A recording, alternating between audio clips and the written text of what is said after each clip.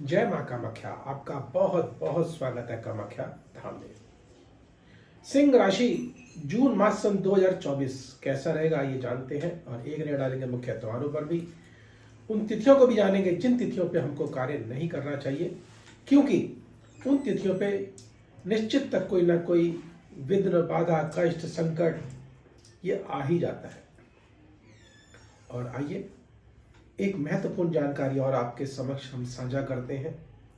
आप अपनी पत्रिका ज्योतिष को दिखाते हैं और अपनी समस्या भी बता देते हैं।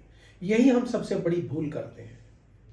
आप जब भी अपनी पत्रिका किसी विद्वान को, ज्योतिष को दिखाएं तो अपनी समस्या ना बताएं। आप उनसे खुद कहें कि आपके पास डेट ऑफ बर्थ टाइम हमारा है, आप स्वयं बताएं कि हमारे साथ तत्कालिक स्थिति में या अभी हमारे साथ क्या बीत रहा है, क्या चल रहा है।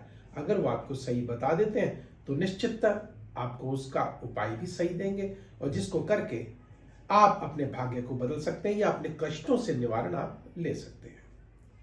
और एक महत्वपूर्ण जानकारी और आपके समक्ष साझा करता हूं।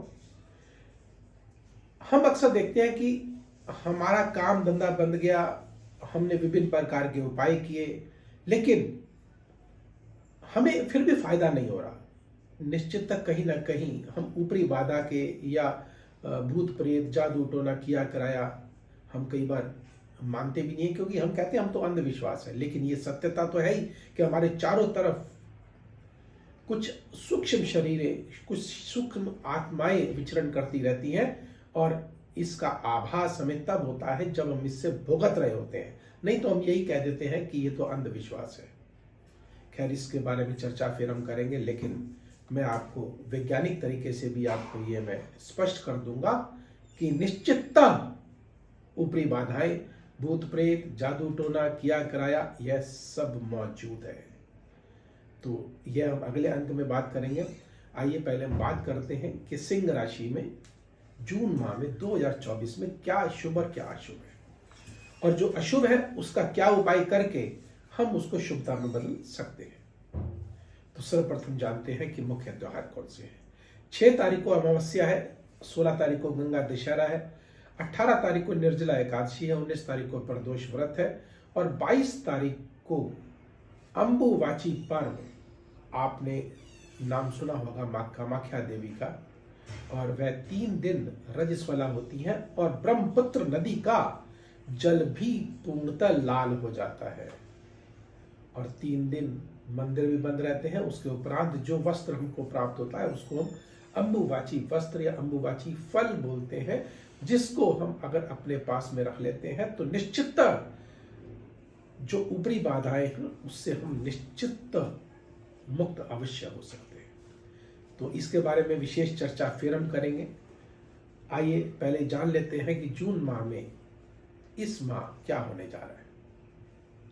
सूर्य, बुध, शुक्र और बृहस्पति देव की अगर बात करते हैं तो दशम भाव पर विराजित है। शुक्र अपने ही स्थान पर विराजित है, और तृतीय के अर्थात हमारे पराक्रम के स्वामी होकर के दशम भाव पर विराजित है। तो मान सम्मान प्रतिष्ठा, लेकिन पराक्रम के द्वारा थोड़ा सा हमको साहस, थोड़ा सा हमको पराक्रम, थोड़ा सा हमको कर्म अवश्य करना चाहिए। कर्म स्थल पर बैठे हैं तो निश्चित ध्यान रखिएगा कि कर्म के द्वारा आपका भाग्य उदय अवश्य होता हुआ दिखाई दे रहा है। सूर्य देव साथ में बैठे हैं, मान सम्मान प्रतिष्ठा, लग्नेश के सूर्य देव, अर्थात ये समझिए कि सफलता आपके कदम अवश्य चूमती हुई दिखाई दे रही है। बृहस्पति देव की अगर बात करते हैं तो पंचम भाव के स्वामी, और संतान पक्ष से भी आपको जो है शुभ समाचार मिलेगा, उनकी भी तरक्की होगी, और कोई ना कोई मंगल कार्य भी आपको देखने को मिल सकता है। और अगर हम बात करते हैं बुध देव की, तो बुध देव भी जो है वह धनेश होकर के वह जो है आपके दशम भाव पर, अर्थात धन में वृद्धि होगी, मान सम्मान प्रतिष्ठा भी आपके धन के द्वारा बढ़ेगी। लेकिन हम मंगल और राहु देव की अगर बात करते हैं तो वह अष्टम भाव पर विराजित है। अष्टम भाव जो कि पाप भाव है, और यहाँ पर आपको वाहन बड़े सोच समझ के चलाना चाहिए, और अपने ही कई बार शत्रु बन जाते हैं, और अज्ञात शत्रु हमको धोखा पीड़ा दे सकते हैं और हमारे धन का नाश कर सकते हैं। हमारी वाणी में थोड़ी सी तेजी रहेगी, थोड़ा सा स्थिरता रखें, धैर्य रखें, और स्वास्थ्य के प्रति हमको सजग अवश्य रहना चाहिए। आइए अब उन तिथियों को जान लेते हैं जिन तिथियों पर हमको कार्य बिल्कुल भी नहीं करना चाहिए, और करना भी पड़े तो क्या ऐसा उपाय जिसको करके हम इस माह को मंगलमय बना सकते हैं। आइए पहले जान लेते हैं। कोशिश करें कि उन तिथियों को इग्नोर ही कर दें। वे तिथियां हैं 19, 20, 23, 24, 27, 28, 29 और 9 और 10। इन तिथियों को भूल कर भी कार्य ना करें। अगर करना भी पड़े तो एक छोटा सा महा उपाय है जिसको करके आप निश्चित है इस माह को मंगलमय बना सकते हैं।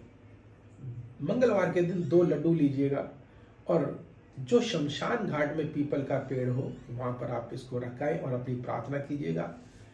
निश्चित है आपकी मनोकामनाएं अवश्य पूर्ण होंगी। माँ कामाख्या आपकी और आपके परिवार की मनोकामनाएं पूर्ण करे। इसी के साथ मुझे दीजिए आज्ञा। जाने से पूर्व एक छोटा सा निवेदन कि लाइक करें, सब्सक्राइब करें, बेल बटन को दबाएं जिससे अगला वीडियो आपके पास सबसे पहले पहुंचे और आप लाभान्वित हो सके।